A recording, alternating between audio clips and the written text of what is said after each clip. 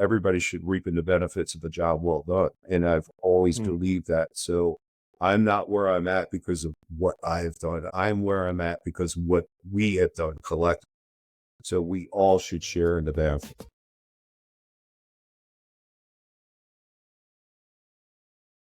Hey, to all you listeners out there, we appreciate you guys coming back and tuning in. This is one of our favorite shows to record, is when we get a guest on the show and we get to hear from them and hear some of their stories and some of their successes and maybe sometimes some of their failures. So today we have Steve Dodge on our show. He's in the Baltimore, Maryland area. Yeah. And he owns Platinum Concrete Coatings. And he wasn't always in coatings. He's been with us with the Pentec group for 5-6 years, Steve. 6 years. 6 years. So I'll let Steve say a little bit more about himself as an introduction, but he's been a part of Pentec and a part of Team Powerful for a long time. And he's a good friend and a good, wise man to hear from. I don't know about that. Yeah, it's interesting. If I'm not mistaken, I may have been Powerful's second client, possibly. Yep. So yeah, well, thanks, Jay. I've been with Pentec for 6 years. Prior to that, I was a painting contractor. I started painting in 2001. I started late. I started my business late in life, relatively speaking. I was 38 years old when I, and I've always had the entrepreneurial bug, but at 38, I had told everybody I'm opening up a painting business, and they were like, "What do you know about painting?" Nothing. Yeah. I walked away from a really good job, career, if you will, and just decided that I wanted to have control over my time, over my finances, over my life in general. Ironically, starting a business actually is just the opposite of that. Now, financially, maybe I'm better off, but I've been locked into my business for going on 25 years, and it's been a labor of love. And I have to tell you, it's something that I absolutely love doing every day. I'm passionate about what I do. I'm passionate about the people. I'm passionate about our clients. And so I believe it was 2018, 2019 is when I was introduced to Pentec, and I was like, and I'd always had an interest in floor coatings. Prior to recent times, floor coatings was kind of a mysterious thing that nobody talked about. It was like a trade secret, and it was something I'd always been interested in. And when I had the opportunity to jump on, and I think I got in at the right time, it kind of just took off, and to the point where I was devoting more time in concrete coatings and not enough time in painting. And, it's just a good time to kind of consider where I was with painting. I ran a lifestyle business. It wasn't necessarily a legacy type business that I could pass on. And it served me well. And I had a couple key guys that had been with me for almost the entire duration, 20 plus years. And when I decided to just walk away from the painting, I basically gave them everything, my book of clients. And that was their reward. And I'm still friends with them today. And actually, I had 3 of my former employees come with me to the coding side. And so they're 2 brothers, and they're going on 23, 24 years. Wow. And they're family. Quite honestly, they're like family to me. And that's my story. Yeah, that's a good story. And I will say, from just the business relationship, Steve, you've been amazing. We actually use your Facebook page as a model to share to other customers. We say, if you want to see how it's done right, go to Steve's page and see what he's doing, because he does a great job. Your installers get it. I think one of the things you've done really well is establishing a culture of excellence within the organization. And I think that's just, amazing. I mean, the testament of your employees sticking around for 23 years that doesn't happen. Right now, the average employment is 2 to 3 years. Wow. I did not really. Yeah. That's I don't, I would like to think it's a testament to me, but I'm not 100% sure that. I think that if you treat people fairly, you compensate them well, you respect Mhm. them, you give them opportunity, um, that, you create a family and their culture is good. And I'm proud of that and, you know, it, particularly with the install crew, um, most of them are actually Hispanic and they're just a good set of people. They show up, they work, they give you 100%, um, and they're family. And Yeah.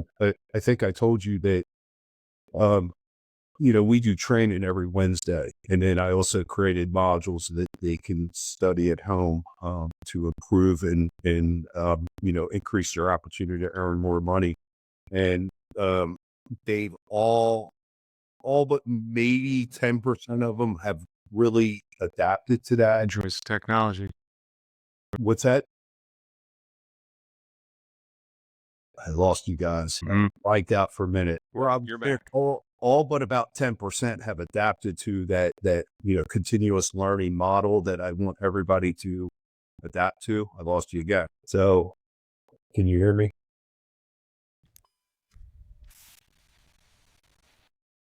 We dropped him. Make Courtney earn her dollars.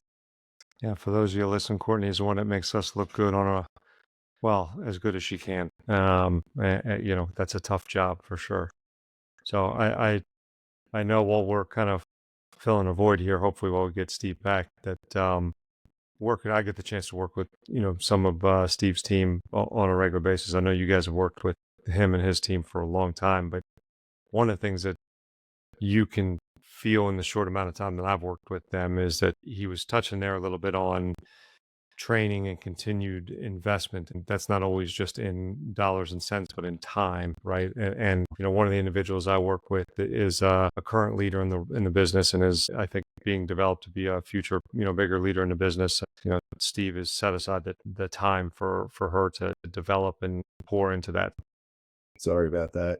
I thought it was on your end because I normally have good connection. Yeah, no worries.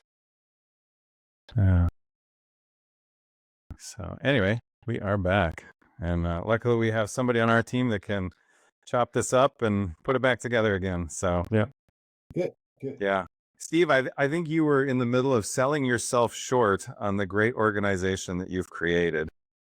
And we were talking about your team sticking around and being a part, and you touched on the installers and the work they do. I started to talk about my model of continuous learning. And so Yeah. that's one of the things I'm really especially proud of. Like I said, about 90% of the techs, I choose to call them techs now. I used to call them installers because I think it's a better title for what they do. They are technicians. There is an art to what they do. And so, but anyway, they've chosen to adapt to my continuous learning process. And I'll tell you what, it's been a fun journey to watch them, just improve and develop.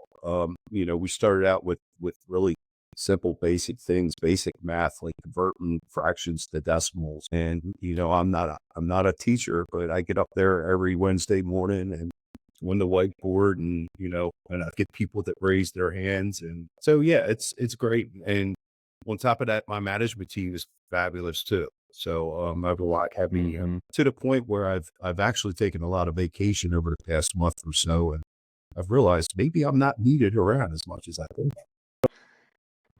Yep.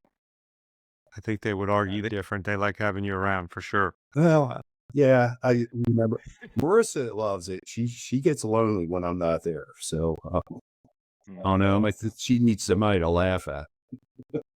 That's good. It's good when the leader can be laughed at, right? When you're humble enough to be laughed at.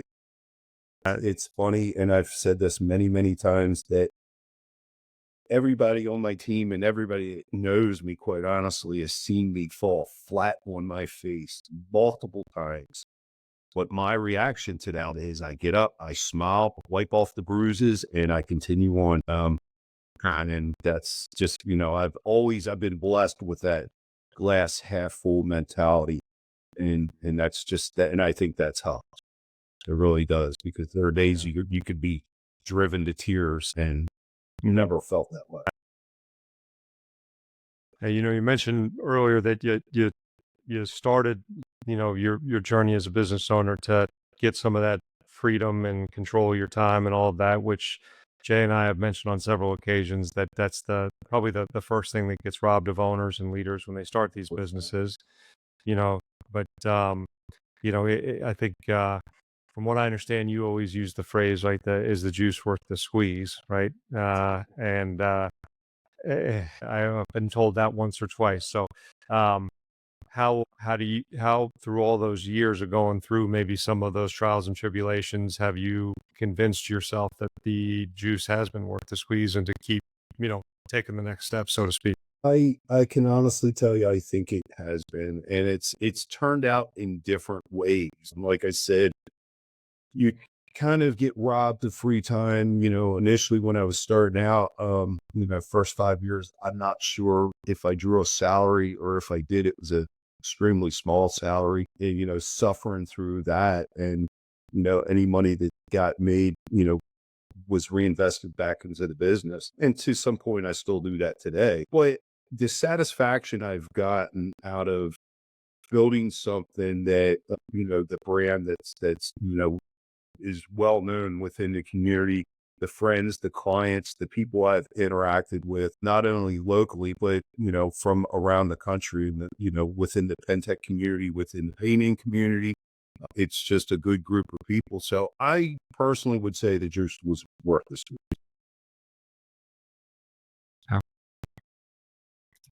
I would agree. I mean, to do it as long as you've been doing it, what the average lifespan of a home improvement company in our world is like that 3-year mark. And I would suspect after the COVID run that, had a boom of companies enter the market, probably gets a little lower than that too, right? So, hats off to you for being at it as long as you've been and continuing to squeeze. That's a cool thing.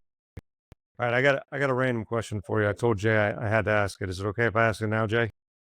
Yeah. All right. It's a little off topic. Okay. Are you really good at picking football games right now?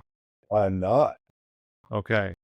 So I'm in this fantasy football league, and that where you got to pick winners and losers each week of every NFL game. And there is a Steve Dodge that is number 2 out of like 100 people on this list, and it's all home improvement people on this list. And I was like, that's got to be the same Steve Dodge. That's not you? Maybe. I'm not sure. I've never heard of this list before. He's too humble. It's definitely him. Well, I'll show it to you after the show. But I promised Marissa I would call you out on it if it was you. But I was like, I pulled it up the other day, and I was like, I keep getting my butt kicked here. And I looked up and I was like, oh my God, is that the same Steve that's going to be on our show tomorrow? So we'll have to talk about it afterward. But I was like, if it's the case, I'm going to spend the whole show going, so how do you make your picks? How do you decide? Is the color of uniform? It's not me. Okay. No, I had to share. But look, if you have some information, let me in on it. Yeah, well, if we're picking the same thing, we'll pick together this week. We'll just pick opposite. That way, one of us jumps up the board. How about that?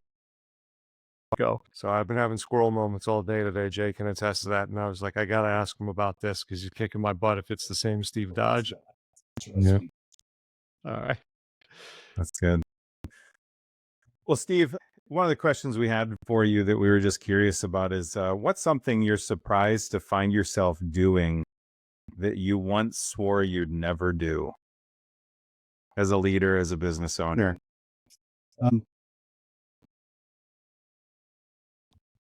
Show up early and stay late. Yeah.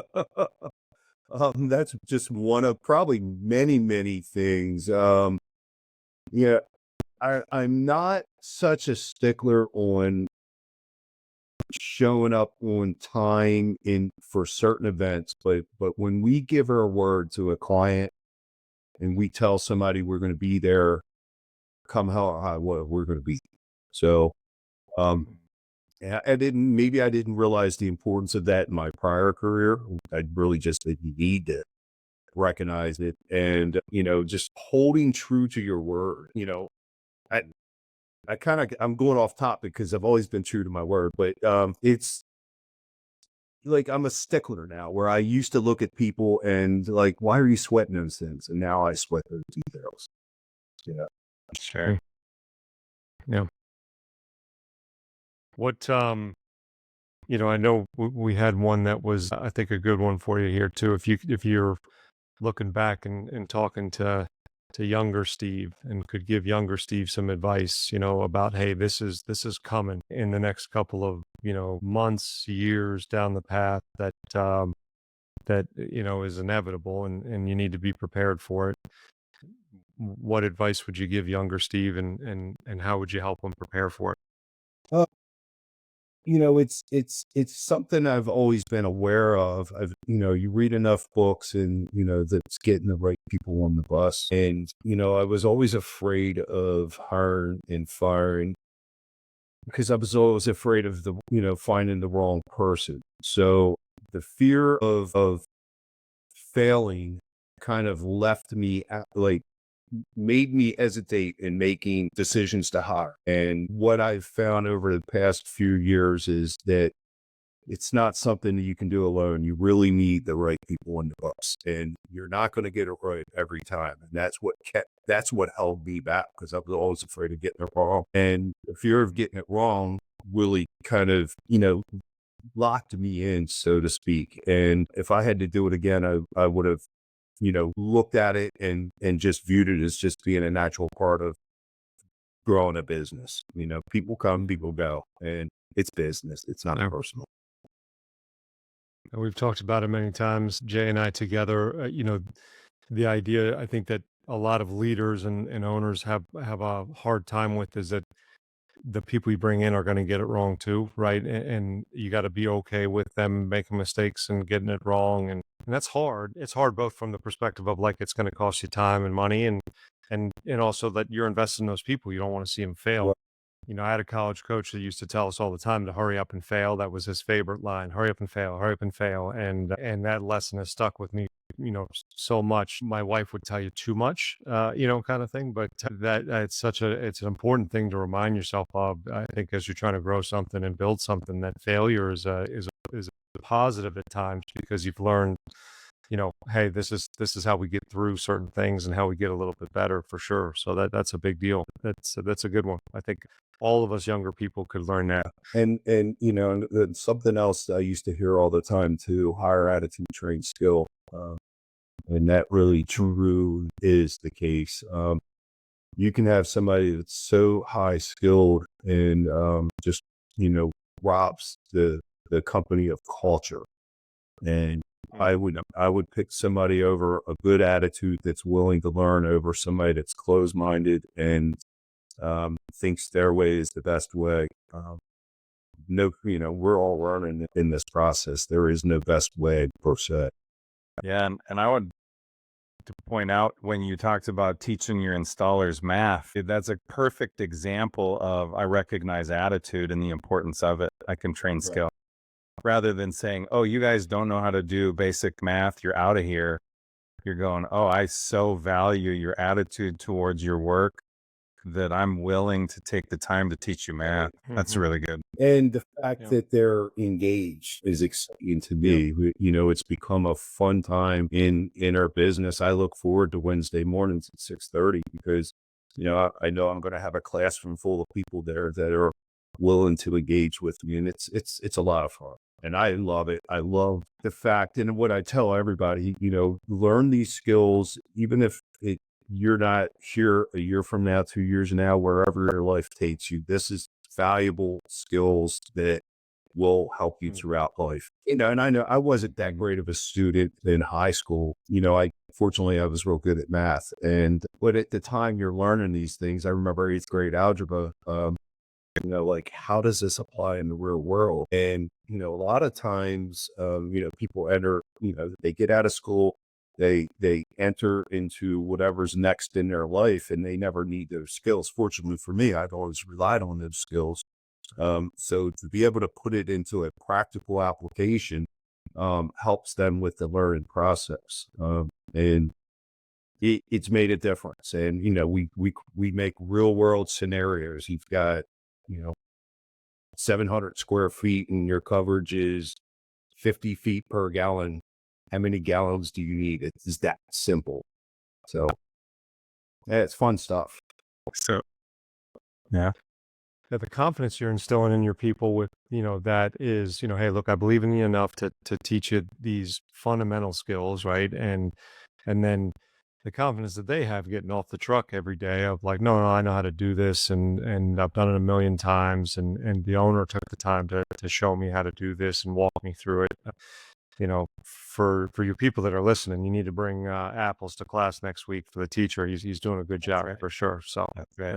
that's a big deal. You got I know you've gone through talking to Jay, and for those that don't know, like the company I worked for before we became a pen tech dealer, and I had the opportunity to learn from Steve and a couple others in the network. I learned from Steve. They were one of the first phone calls we got to make about, hey, these are things you need to be exposed to and think about getting started. And, can't thank you enough for that. That was a huge help for us in getting going. And got the opportunity to go up and repay the favor a little bit and teach you guys some things that we knew as well too. So it's a cool thing about the network in general. Well, Absolutely. But one of the things I've learned about you over the years is obviously the evolution that you guys have gone through is incredible, right? Both from different company altogether to new company and then just your whole process and the sales process. And that change is really painful. I know it can be really painful, one, to make the decision to make those changes, and two, to ask the individuals in those spaces to do something different from what they believe to be successful currently. Can you tell us a little bit about some of those changes and maybe even the things that were really difficult that happened during those changes? see, you're probably referring to my sales team. And I came, like I said, as a contractor, ran a lifestyle business. I was the salesperson. I was the general manager. I was the project manager. I did everything. And, we were successful. When I had to start dealing with salespeople, because with the volume that we would deal Easy some good people out there. Let me tell you, there were some good people. And I'm back. You were definitely one of them. But there are some that are just in it for themselves. And, that is really, when I talk about higher attitude, trained skill, I would honestly, in my opinion, would rather hire a very personable person and, train them how to become a salesperson than to rely on a seasoned salesperson that knows it all and is unwilling to be flexible in their ways. So yeah, it was painful. Probably about a year and a half ago or so, I made the decision that we're going to, switch this up. It was, kind of the situation of the tail was wagging the dog, and not necessarily that I didn't like having control, although I didn't. It was that culture was horrible and everybody was in it for their own self gain, and instead of thinking of the team. And that's one of the things that I try to instill as culture is that we rely on one another. We're putting food on everybody's tables, not just mine, not just his or whatever, and we're in it together.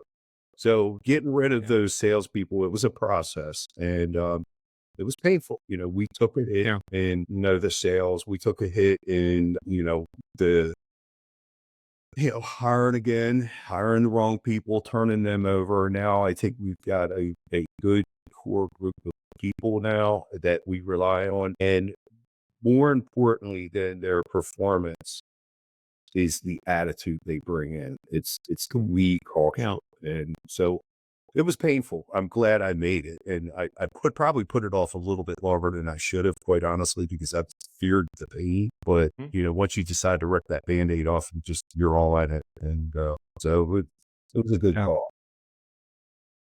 I commend you for it because I've seen it on both ends. And look, as a salesperson, I can tell you, salespeople can probably be the tip of the spear when it comes to, bad cultures in a building. Leadership can be the tip of the spear just as easily too in creating that bad culture. The most vocal, as far as the two different departments that you can have there. And the challenge that you have is when the relationships become out of balance, right? And I've seen cultures where leadership's mission is to make sure that they know that they need us way more than we need them, and vice versa, where sales' goal is to make sure everybody here knows that we're needed way more than anybody else is needed in the building. And that's not healthy in any way. And far too often you see that hesitation of, well, if we push back and we don't stand our ground, or we don't make a decision to do something different, then how am I going to keep, putting installs on the board and those kinds of things? Well, at the end of the day, it's going to just deteriorate, significantly faster if you don't, right? And that pain you went through, as painful as it was, is much shorter than that long, kind of drawn out, slow bleed to death, experience you were going through, I'm sure. So you got to do it, and it's for the best. I was just watching something that like, it was Gary Vee, I think it was talking about, like, that's the number one thing he would recommend to anybody else is go find the cancer in the building. I don't care if you're number one producer. And we used to tell people all the time, like, I might not be able to replace you with one person, but I can with two. And I'd rather deal with two great people than one dickhead any day of the week. 100%. 100%. I honestly used to call it eating shit sandwiches, right? And, it got to the point I was being force-fed chip sandwiches, and I got tired of it. And, and it was not only affecting me, it was affecting everybody in the building. And so something happened. Yeah. And I often said, ironically, I'm more of a production guy. Can I do sales? Yes, but it's not where I live. I've always said it's harder to produce the work than it is to get the job. And to some degree, I think that's true when I was, a painting contractor, and I might be running 3 or 4 jobs at a time, 3 or 4 months in duration. Yeah. So there was always a need for us. And so I've worked hard on the production end of things and making sure we're delivering what we promised. And that to me has always been real important. So, yeah, but listen, at this point in the game, you're right. It's, the type of work I'm in now, I call it turn and burn. And, because it's a wash, rinse, and repeat. And every day we need a new customer. We need 5 or 6 new customers, quite honestly. And so now it's a different game. Selling the jobs I still think isn't the hard part. Selling the jobs at the volume that we're selling them is really what is very difficult. So, getting that whole team online is a challenge. The 3 of us will go out for beer. We can all argue about who's got the hardest part of the business. Right. Yeah. Marketers have the hardest job, Steve. I've lived in all the worlds, and honestly, I think there's enough pain to be shared amongst everybody for sure. No doubt. Mm. There's a lot to celebrate on all parts too. Yes. Yeah. 100%. That's it. Well, and I think one of the key takeaways, because we've talked about failure a couple of times, and whether it's a failed business venture or a failed department within the organization or a failed risk that we take, I think that worse than that, and I think what sets entrepreneurs apart from the general public is the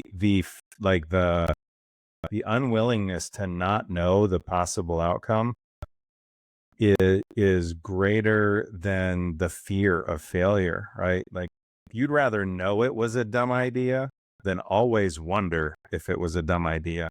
I think that it's really impressive to see owners like yourself where you go back to is the juice worth the squeeze? You're like, well, we don't know until we squeeze it. So we're going to squeeze that one. Right? Like, that was a turnip. I didn't get anything out of that. That was a waste of my, grip strength. And then we move on, but at least we know. I think that's really powerful. Times, trying different ways to get to where I need to get. And maybe it's to some degree it's successful, but it's not really the outcome you want it to be. And it costs not only, energy, effort, money, manpower, so when you're looking at doing things differently, that all weighs on you as well. And, but I've always viewed it as an investment. And you're right. You don't know. You don't know what you don't know, right? You gotta try. Mm-hmm. Yeah. And, and I would also tell everybody that there are many people that have walked these paths and a lot of people that are willing to share. One of the things that I have always tried to do is just consume books. There's it's just something that there are enough stories out there that you can learn from other people's mistakes. That's not going to say you're not going to make any mistakes. You are, but it at least pushes you in the right path. And so, Yeah. failure. I know all about it. Can't know success without it, truly, for sure. Well, I get the chance to work with one of your people on a regular basis, and I think she's great. I don't care what you say about her when you talk to me, but I think she's good. But one of the things that I think is really evident in talking with her is the way you pour into your people and how committed you are to, you've mentioned the community that you're in as far as the business, but I think you're more committed to the community inside of your building. And be remiss in not mentioning, obviously, there was a pretty big hole that was left in our industry here yesterday with, a couple of legacy companies having to close their doors as a result of maybe some mistakes or mismanagement that happened, unfortunately, at the top. But, towards the, end of building a business versus at the beginning of building a business, I know owners start thinking about exit strategies and how they're going to wind out. If you were going to give advice just on when you're going to start thinking about that stuff or that kind of thing, is there anything that you would pass along to owners who might be in the middle of their process or anything like that? Well, as I'm coming towards the end, I'm not there yet. It's something that's become front and center to me. So for me personally, it was one of the things that I struggled with because that vision, what does that look like? What do you want it to look like? How does it affect people? How does it affect you? How does it affect the legacy that you built? So giving some thought to it, I started about maybe 4 years out. I'm thinking I'm 2 or 3 years out now. I started last year, really starting to not spending a lot of time, but giving it enough thought and as long as it's in your brain, and I've done some other things. I've consulted with attorneys. I've consulted with accountants. I've done a number of things that kind of help me bring the vision into focus. And the vision isn't even 100% there yet at this point, where it's becoming clearer. As I would say, give it as much time as you possibly can, depending on your personal situation, because it's not something that happens within 6 months or anything like that. It's typically years in the making. That would be my best advice. I'll let you know how it works out for me in a couple of years. Yeah. It's still a leap of faith, no matter what you do, right? And knowing you the way that Jay and I do at this point is, I think that the thing that you're hoping to do is obviously put you and your family in a good spot. But obviously, there's a group of people that signed up to be a part of your family as well too, that you want to make sure you're taken care of. And I think that's the mistake that I've seen some people make over the years is they think about these things and then they're kind of forced into a situation where it's time and that time kind of smacked them in the face, right? And so, as much as you put the time and energy into starting and growing and building, you have to also think about, all of the different, avenues that are important for all of the people that have put their faith and trust in you and putting food on the table for their families, right? And you're not going to get every decision right at the end of the day, but as long as you can do everything you can to set it up for as much success as possible, that's all they can ask of you, and you can put your head down at night feeling good about the fact that you thought about it. So that's I think that's good advice. 100%. Yeah. And one of the things that I'm quoting Kevin Nolan when I say this, everybody should reap in the benefits of a job well done. And I've always believed that. So I'm not where I'm at because of what I've done. I'm where I'm at because what we have done collectively. So we all should share in the benefits. And, as I'm thinking about, what the end looks like, that weighs heavy on my mind. Is how can I make sure everybody shares? Yeah. Well, I hope you keep squeezing because I like working with the team and I like working with you, Steve. So I hope you keep squeezing for many more years. I'm not done yet. I'm still healthy. Really good. And I still have a lot of energy and a lot of crazy ideas. Yeah. That's it. That is great. So another question we had for you really is, in the next 6 to 12 months, what's something that you're doing within Platinum Concrete Coatings that you're most excited about?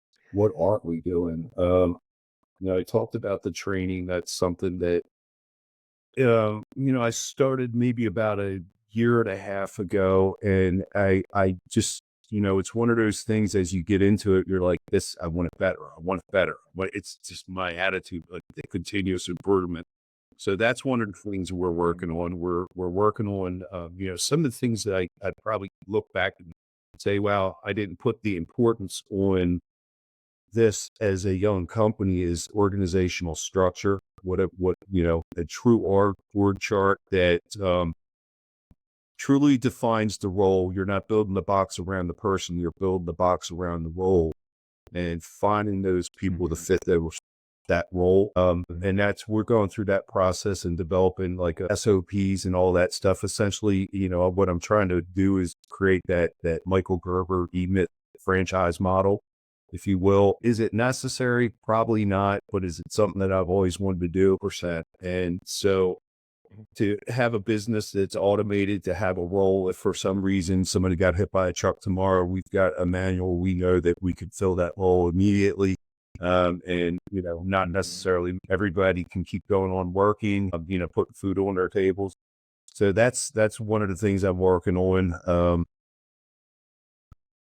Automating some of the things that we're doing with technology is something that's kind of an ongoing thing. I'm a numbers driven person. I like looking at KPIs. I like monitoring performance based on and rewarding performance based on KPIs. So that's something that we're working even harder on here recently. So yeah, I've got a lot of things going on at the time. Yeah, probably too bad. Very cool. Yeah.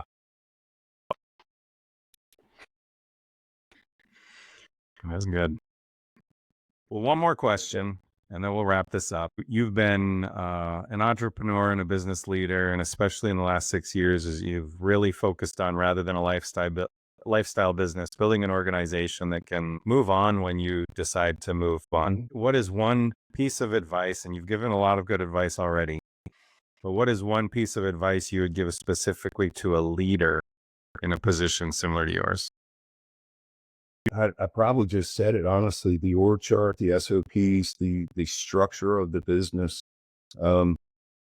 is I think it made and I knew all this all along. But I just really, like I said, I'm the graduate of the school from the School of Hard Knocks, and I've created org charts in the past, and I've done other things, and it was really only when it kind of clicked and like what really made sense for me, and defining that structure. Like I said, creating the role for the box, not creating a role around a person, right? Because everybody needs to stay in their lane. They know what their job is, flow of communication. For instance, if production comes to me and says, hey, we had a problem on the job. Oh, yeah, I want to hear about it, but really, am I the person that's going to solve that problem for you? No, you're going to the wrong person. Take it to the person that's responsible for production. If at that point he decides that Lawrence bringing me into it, then let him decide that. So yeah, it's just, protocol, a structure of business. That's probably the best advice I'd give somebody. And it's hard because a lot of times you're wearing multiple hats and the lines get crossed, especially in small business. Yeah. Yeah. Yeah, that's good. Start somewhere, write it down, talk about it. Empower those individuals to make some decisions and let them do it. That's part of it. That is true. Like, I actually get excited when somebody makes a decision without consulting me. That makes me so happy. I don't care if the decision is right or wrong. I stand a 50-50 chance too, right? I'm never going to question the fact that somebody made a decision. We might talk about it, like what drove you to make that decision, but beyond that, you're free. I hired you to make a decision. So yeah. 100%. Yep. Yeah. Good stuff, man. Good. Yeah, absolutely. Well, here we are at the end of time. Steve, we really appreciate you being on the show and chatting with us and sharing with us a little bit what's going on in your world. And you've been through a lot and you've got a lot of wisdom to share. And we're grateful that you showed up here today and shared some of that with our listeners, all 7 of them. And that kind of is, that's right. You're going viral with this one. That's right.